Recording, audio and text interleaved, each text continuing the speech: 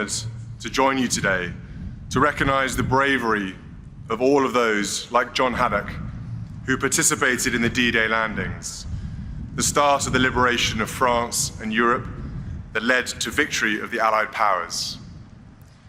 Our guests of honor today are those veterans from the Normandy landing that came from across our nation and from all walks of life to join in the fight against tyranny. Many of those that took up arms had never seen combat before. Some were still only in their teens. In their letters and diaries, we see their great strength. This is an extract from a letter by Captain Alistair Bannerman of the Royal Warwickshire Regiment, addressed to his wife and written in his diary on the morning of D-Day. It is now 0300 hours in the morning, and I've just been up to the bridge. It is rather light because the moon is shining, though heavy clouds cover her.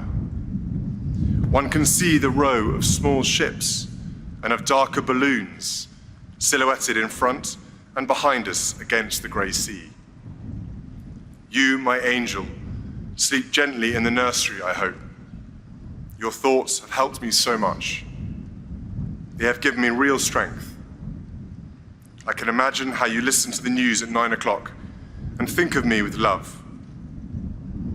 I hope that Andrew's golden head rests gently and quietly upon his small pillow, and that Richard is nice and comfortable lying in his narrow little carry cot.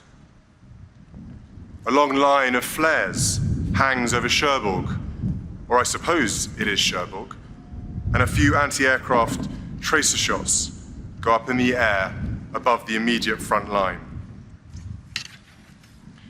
Funny to imagine that their Germans run around their guns. I'd like to know what they are thinking. The whole channel between us and Cherbourg is filled with little ships, which all quietly and efficiently sail towards France. The British, Canadian, and American fighting forces on the warpath. I do not believe that I can now write for very long. We can now see the French coast, and very soon we will have to play our part. I must go now and look for the landing markings with my binoculars to ascertain our landing points. So, my darling, on we go.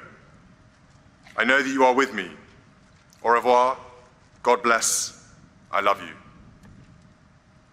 Captain Bannerman survived the landings and the war, being taken prisoner and returning home to his wife and sons in April the next year.